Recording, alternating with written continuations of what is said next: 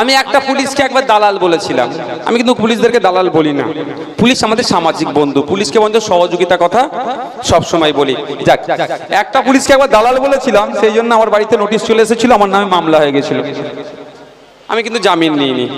আমি বলছি আমি ওই মামলায় জামিন নিইনি। অন্য মামলায় অনেকে জামিন নিচ্ছি, অনেক মামলা ইচ্ছা করে জামিন নিইনি, ওই মামলাটা জামিন নিইনি। কারণ আমি ওই দালালকে দালাল বলেছি, তাতে মামলাতে ওই জেল খাটতে হয়। আমি জেলে গিয়েও বলবো, জজের সামনেও বলবো ও দালাল, ওই জন্য দালাল বলেছি। আমি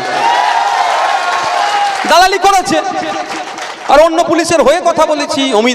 অমিতাভ মালিক না নন্দী আমাদের দার্জিলিং এ গুলি করে মেরেছিল সাব ইন্সপেক্টরকে। হ্যাঁ ঠিক আছে, তার পাশে আমরা দাঁড়িয়েছি, পরিবারের পাশে আমরা দাঁড়িয়েছিলাম। এমনি যারা পুলিশের আছে তাদের পাশে আমরা সবসময় আছি। দেখ, আমি গুটি কয়েক কথা বলছি। যে শুভেন্দু অধিকারী এত হিংসা ছড়াচ্ছে, ওকে এতক্ষণ জেলের মধ্যে রাখা দরকার ছিল তো। কেন জেলের মধ্যে রাখেনি ভাই বলুন?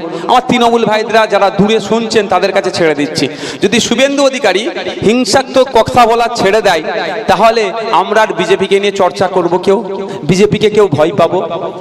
অ্যাকচুয়ালি এটা তো ভয় দেখানো হচ্ছে। কি বললো? ক্ষমতায় আসলে তৃণমূলের যে সমস্ত মুসলিম এমএলএরা থাকবে তাদেরকে চাংতুলা করে রাস্তায় ফেলে দেবে। কম বড় কথা?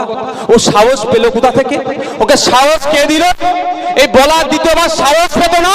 ওনার ঘাটটা ধরে ওনাকে ধরে জেলের মধ্যে রাখা দরকার ছিল, যে তুমি একজন নির্বাচিত জনপ্রতিনিধিকে এই রকম তুমি বলতে পারো না। মানুষের ম্যান্ডেট নিয়ে যে বিধানসভার মধ্যে আসবে, তুমি তাকে বাইরে বার করার তোমার হাতে ক্ষমতা নাই। তুমি অপব্যবহার করছো, তুমি বলছো ক্ষমতার, তোমাকে এখনই জেলের মধ্যে পাঠিয়ে দেবো। জেলের মধ্যে রাখা দরকার ছিল তো, কেন রাখেনি? রাখলেই তো আপনি ভয় পাবেন কি?